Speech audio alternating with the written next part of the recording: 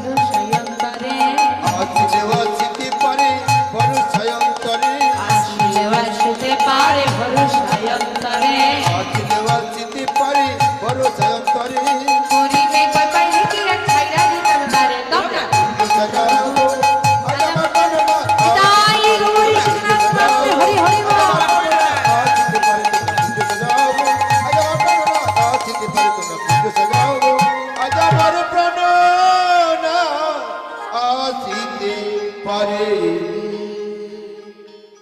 সুন্দর কৃষ্ণকুঞ্জ সাজিয়ে ধূপ দীপ চন্দন আদি সাজিয়ে রেখে নিজে হাতে সুন্দর করে মালা গেঁথেছে রাধারানী। মালা গেঁথে নিজে সুন্দর করে সেজে গোবিন্দের আশাপথে নয়ন দিয়ে বসে আছে। দেখতে দেখতে গোধূলি বেলা উপস্থিত হলো। গোধূলি বেলায় গোচারণের খেলা শেষ করে প্রাণ গোবিন্দ আসছে রাধারানীর কুঞ্জ পানে। মনের আনন্দে আজকে রাধারানীর সঙ্গে মিলন হবে, মনের আনন্দে রাধারানীর কুঞ্জে আসছে। রাধারানীর কুঞ্জে যেতে হলে পথে আরেকটি রমণীর কুঞ্জ পড়ে, যার নাম কি নাম গো মা? চন্দ্রাবলী। ওই চন্দ্রাবলীর কুঞ্জের আগে মাধব থমকে দাঁড়ালো, আর কিছুতেই এগোতে পারছে। কেন বাবা?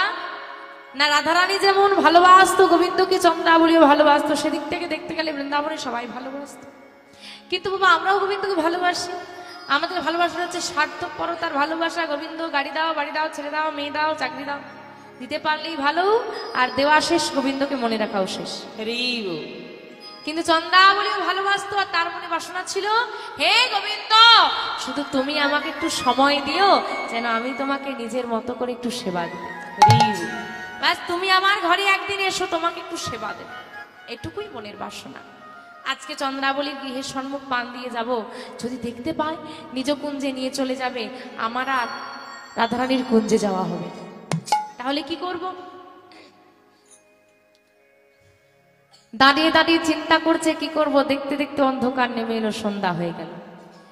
সন্ধ্যার অন্ধকারে চুপি সারে যেই না চন্দ্রাবলীর কুঞ্জ পার করতে গেল, অমনি চন্দ্রাবলীর একমাত্র সখী পদ্মার হাতে ধরা পড়ে গেল। মা পদ রুদ্ধ করে দাঁড়িয়ে আছে। পদ্মা, ও মাধব চললে কোথায়?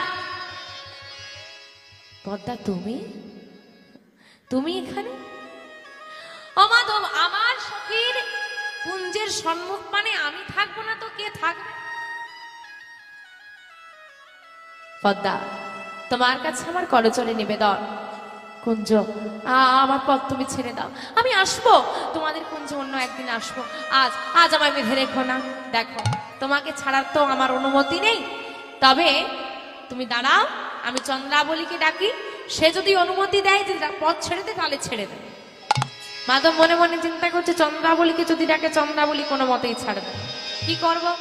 মাধব করজোরে নিবেদন করছে আজ ডেকো না চন্দ্রাকে, কিন্তু পদ্মা কোনো কথা না শুনে চিৎকার করে ডাক দিল, চন্দ্রা ওহে চন্দ্রা, চন্দ্রা, ওহে চন্দ্রা, একবার বাহির পানে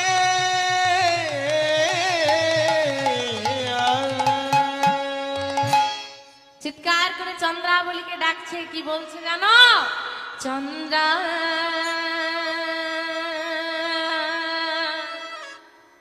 চাঁদ দেখবি চন্দ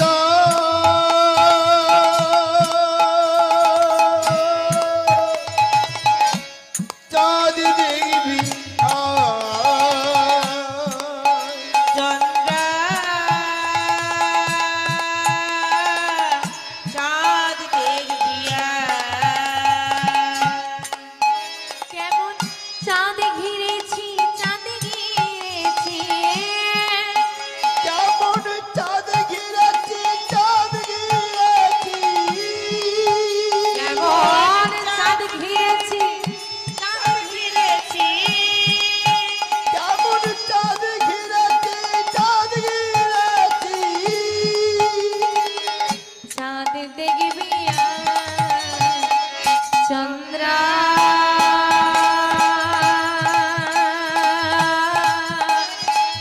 চাঁদ দেখবি তাই গো হরি হরি হরি চাঁদ দেখবি চন্দ্রা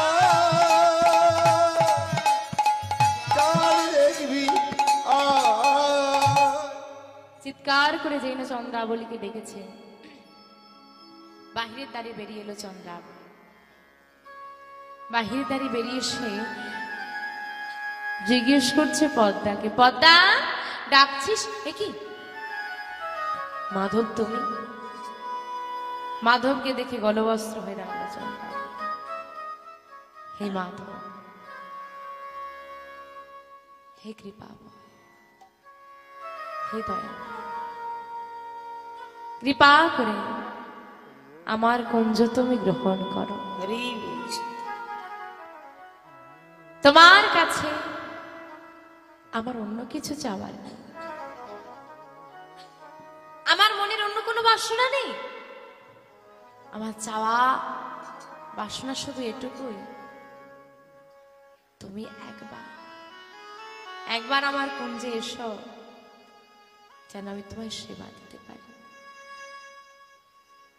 ভক্তাদিন ভগবান ভক্তের কাছে করজোরে বলছে, চন্দ্রা আজ আমি তোমার কুঞ্জে যেতে পারবো না, তবে কথা দিয়ে যাই আমি একদিন এসে তোমার মনোবাসনা পূর্ণ করে যাব।